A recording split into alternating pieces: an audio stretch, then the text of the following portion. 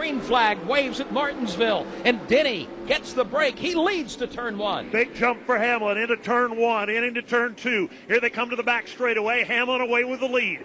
Busch in line is second. Truex around the outside of Boyer, has a fender up for third. Credit one bank, 1 to go. White flag is out here at Martinsville. Denny goes up the racetrack, and here comes Kyle Busch. Down to the inside. Battle for the race lead. They're side by side. Kyle Busch to the inside. They bump. Truex tries to slide underneath them both, but can't do it. Busch to the back straightaway with the lead. Truex is there in turn 3. Here they come to the line, side by side for the win. Truex has never won a short track race. Will he do it today?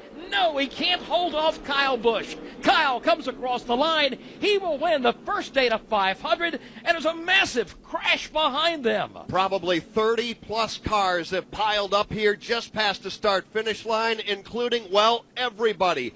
Kevin Harvick, Jimmy Johnson, Casey Kane, Paul Menard. It all started as they raced off turn number 4.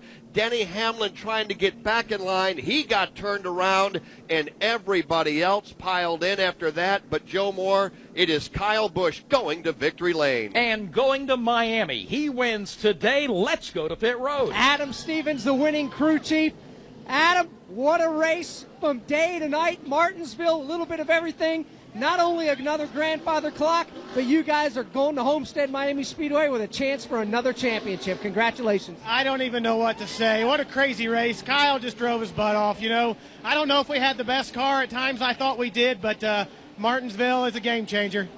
Adam Stevens and the rest of this team with Coach Joe Gibbs are headed to Gatorade Victory Lane. Kyle Busch wins. Martin Truex Jr. is second. Clint Boyer third. Brad Keselowski fourth, and Kevin Harvick fifth. We'll talk to them all when we come back. Emotions boiling over. It's what you expect when you come to Martinsville Speedway, and especially, Alex Hayden, what you expect when you're leading the race and you get knocked out. Yeah, and tempers are flaring. Denny Hamlin, Chase Elliott both parked their cars still on the racetrack. Both of them took the helmets off. Both of them got in each other's faces. It was very animated. No punches were thrown. But I can tell you, neither one of those drivers is accepting the other one's explanation of what went on. Martin Truex Jr. did finish the race in the second spot. A fantastic run today. Well, the seas parted for you. Looked like you had a shot at it, Martin. Describe the crazy few laps under the lights at Martinsville.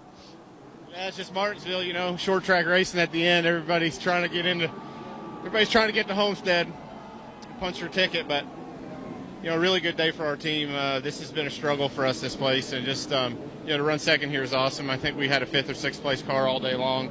We couldn't quite get better than that, but I'm really proud of that effort for everybody, for all our guys. So we fought hard all day. We didn't give up, and we had a shot at it there at the last lap, and got inside of Kyle, just couldn't get the power down off of 4, and I didn't want to be the one to knock him out of the way for the win. So maybe I should have, but I don't know. It's those guys kept knocking each other out of the way and up there in the front, and I'm not sure that's the way to do it. But, you know, good day for us, and we'll go to Texas next week and see if we can't continue our 1.5 mile runs. No question about it. A fantastic second-place run today for Martin Truex Jr. Certainly can't take much away from him on that fantastic effort. He had an opportunity in the closing laps of that event to try to get the job done. Kevin Harvick is another one of the drivers just out of the race car. Kevin, describe Martinsville racing. Well, he's going to come up and talk with Ryan Blaney right now. Put his arm around young Ryan Blaney and have a conversation.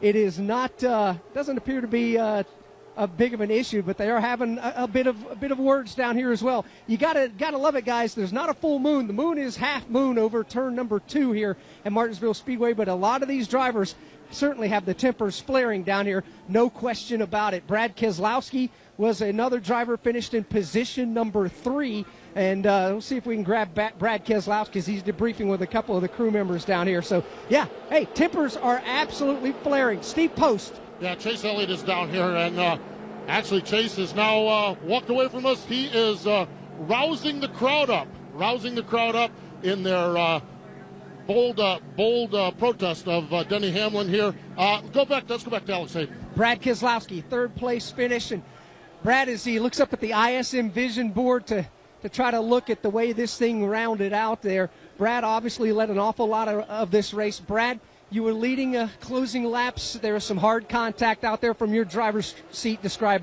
from what happened out there. Yeah, just the way the track is, it's just real slick. And you can take about 10 laps for these cars to get going. You have those restarts there at the end. And, you get a lot of this rubbing and beating. And that's what short track racing, I guess, is about.